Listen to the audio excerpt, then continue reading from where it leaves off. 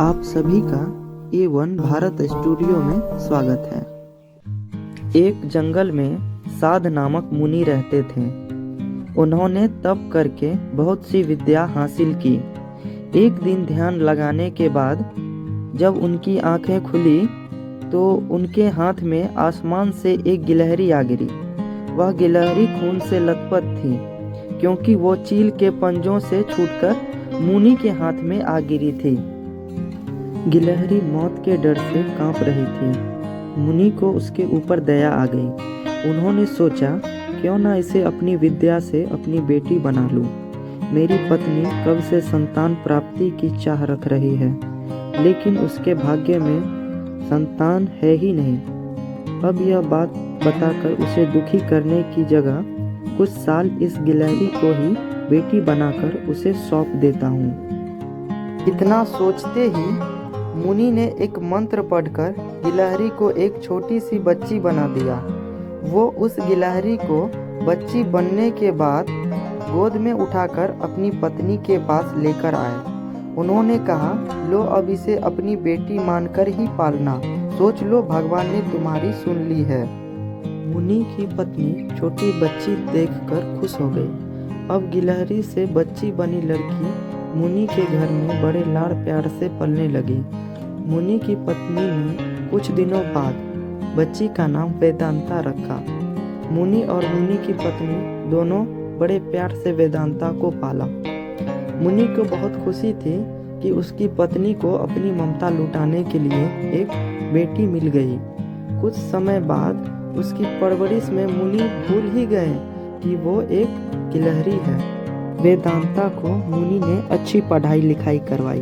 देखते ही देखते वेदांता 16 साल की हो गई।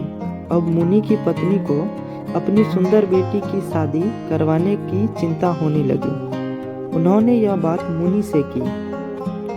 अपनी बेटी की तरफ देखते हुए मुनि को भी लगा कि इसका अब विवाह हो जाना चाहिए। मुनि ने अपनी पत्नी से कहा कि तुम चिंता मत करो, मैं इसके लिए योग्य वर ढूंढ लूंगा।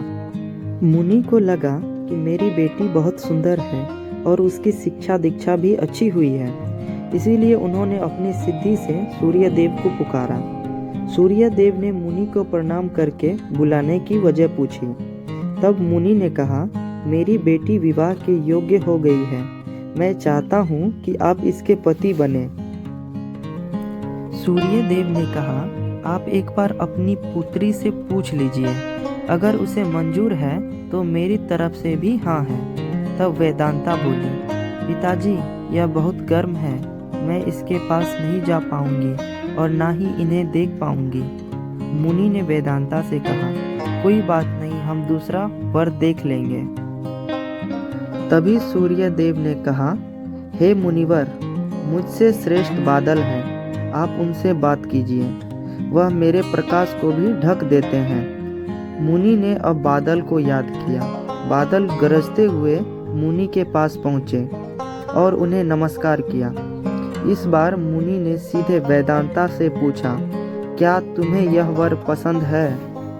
वेदांता ने जवाब दिया, पिताजी मेरा रंग गोरा है और इनका काला, हमारी जोड़ी अच्छी नहीं लगेगी। तब बादल ने मुनि से कहा, आप पवन देव को बुलाएं, वे मुझसे श्रेष्ठ हैं। उनमें मुझे उड़ाकर इधर से उधर ले जाने की ताकत है। तब मुनि ने पवन देव का स्मरण किया। पवन देव के आते ही मुनि ने अपनी बेटी से पूछा, क्या आपको यह वर पसंद है? वेदांता बोली, पिताजी यह तो एक जगह ठहरते ही नहीं है, इसके साथ मैं घर कैसे बसा पाऊंगी? इस बार मुनि ने पवन देव से पूछा, मुझे अपनी पुत्री के लिए वर की तलाश है, आप बताइए आपसे श्रेष्ठ कौन है? पवन देव ने जवाब दिया, मुनिवर आप पर्वत को बुला सकते हैं, वह मेरा रास्ता रोक देते हैं, वह मुझसे श्रेष्ठ है। तुरंत मुनि ने पर्वत को पुकारा। पर्वत को देखते ही वेदांता बोली, यह तो पत्थर है, इसका दिल भी पत्थर का ही होगा, इससे विवाह कैसे हो पाएगा पिताजी? मुनि ने हाथ जोड़कर पर्वत देव से पूछा, आपसे श्रेष्ठ कौन है? पर्वतराज ने जवाब दिया, हे मुनि, चूहा मुझ में छेद कर देता है, इस आधार से वह मुझसे श्रेष्ठ है। इतना कहते ही पर्वत देव के कान से चूहा नीचे कूदा। वेदांता ने जैसे ही चूहे को देखा वह खुशी के मारे उछल पड़ी।